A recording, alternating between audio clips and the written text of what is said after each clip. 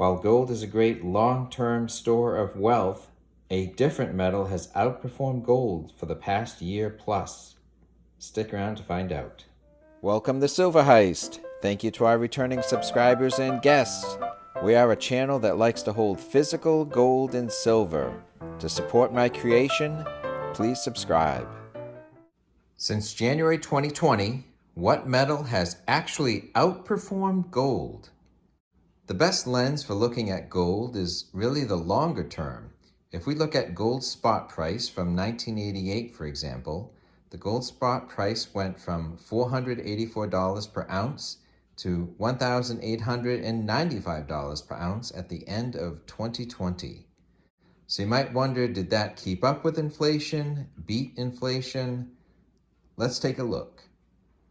So this is a government database of the Consumer Price Index for inflation. It's a calculator to keep up with inflation. If we put the $484 gold spot price per ounce in 1988. So what price would you need that gold to be worth today to maintain the same level of purchasing power?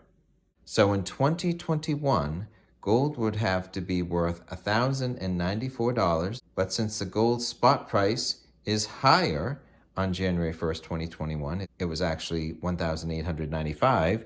That shows that gold has beaten inflation. That shows it was a good hedge against inflation.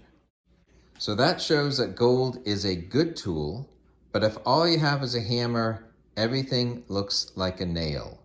So the fact that gold is in a holding pattern lately means that investors are using different tools.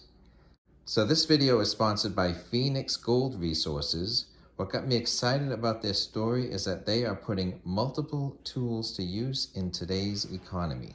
The ticker symbol is PXA on the Canadian TSX Venture Exchange, or in the United States, the ticker symbol is PGRCF on the OTC.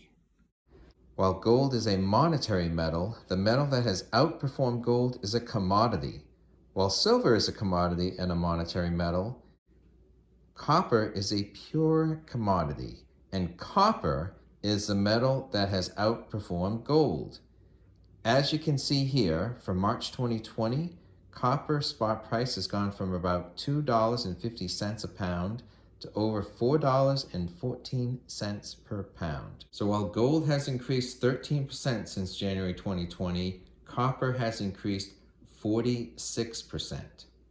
It might take you almost 5 gallons of copper pennies to equal the value of a half ounce of gold. So space for copper is a problem, as well as finding that many copper pennies. But if you have them, hold them.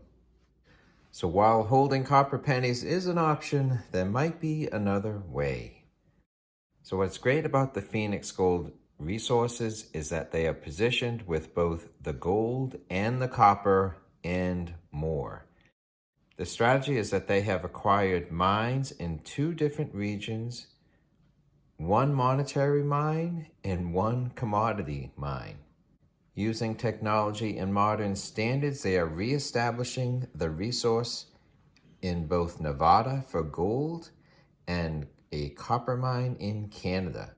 So this gives them a balance with the monetary gold metal, which becomes more valuable as it is priced as a hedge against inflation, and then also the copper commodity and other commodity metals such as zinc or even cobalt, whose value is going up.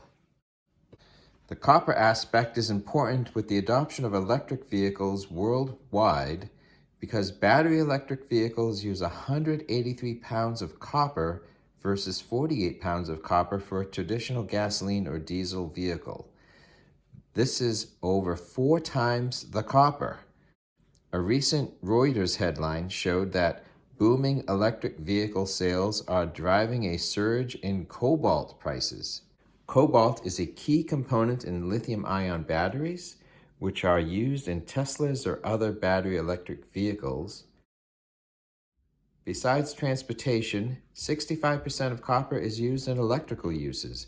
Copper is second only to silver as the best conductor of electricity, and copper does it at a fraction of the cost. So copper is used in household wiring and appliance motors such as refrigerators or air conditioners. Any new home construction from an expanding economy will be seen in an increased copper demand. One of the Phoenix gold mine properties is the copper mine in Newfoundland, Canada, the York Harbor Project. The mineral rights land package covers 39 square kilometers. There is historical high-grade production of both copper and zinc, and past exploration has also found noteworthy concentrations of cobalt, which is the first time cobalt has been assayed at this Newfoundland mine. The Newfoundland York Harbor Project positions the company for the commodity metals.